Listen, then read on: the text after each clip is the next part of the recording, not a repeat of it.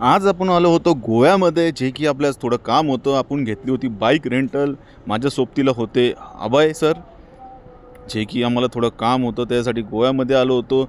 Shoot केला नाही आपण विजिटचा. संध्याकाळचं आपलं काम झालं, खूप चांगलं वाटलं. काम झाल्यावर म्हटलं चला थोडं जेवण करूया, सकाळपासून जेवलो नव्हतो. तर अभय सर आणि मी निघलो, आम्ही बाईकवर दोघंजण. इथं काही फंक्शन चालू होते गोव्यामध्ये, इव्हेंट चालू आहेत. खूप भारी वाटतं गोव्यामध्ये. गोव्याचा क्लायमॅट खूप भारी आहे. गोव्याचे पर्यटन स्थळामुळे रस्ते खूप चांगले झालेले आहेत. खूप चांगलं वाटतं.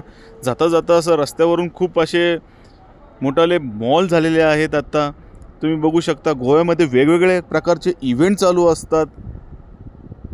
खूप भारी वाटत होतं गोव्यामध्ये. असं वाटत होतं गार वारा लागत होतं, तर खूप चांगलं वाटत होतं. माझ्या लेफ्ट साईडला हे मोठाले कसिनोचे दिसत होते. आम्हाला खूप भारी वाटलं असं बघून, कशा प्रकारे आम्हाला ते दिसत होतं.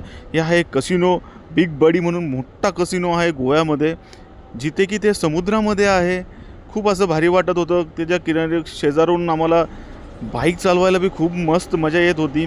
आबाईला म्हटलं यार खूप भारी आहे, पण आम्हाला वेळ नव्हता. संध्याकाळी आमची बस होती. आम्हाला गाडी जमा करून आम्हाला बसमध्ये लवकर निघायचं होतं. त्यासाठी नेक्स्ट टाईमला जेव्हा येऊ त्यावेळेस बघू. हे कसिनोचं गेट होतं.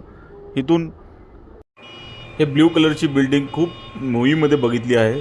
खूप भारी वाटत होतं. हे कसिनो आहे. हे बी लाईनीने असे खूप सारे 4-5 कसिनो आहेत तिथं. खूप भारी वाटत होतं गोव्यामध्ये फिरण्यासाठी, पण टाईम नसल्यामुळे काही करू शकत नव्हतो. नेक्स्ट टाईमला जरूर पूर्ण आपण व्हिडिओ काढून तुम्हाला पूर्ण ब्लॉग दाखवूया. हे खूप भारी वाटलं. हे बी कसिनोचं काम चालू होतं नवीन. हे बिग डॅडी कसिनो खूप मोठा कसिनो आहे गोव्यातला. तुम्ही बघू शकता माझ्या शेजारून. खूप भारी वाटत होतं असं. हे पणजीचं 3 माल्याचा ब्रिज आहे. खूप भारी आहे हे ब्रिज. तुम्ही बघू शकता. जवळून बघितल्यानंतर खूप भारी वाटत होतं. बाईक जमा करून पायी निघलो. तर आपल्या चॅनलला असेच व्हिडिओ बघण्यासाठी लाईक करा, शेअर करा.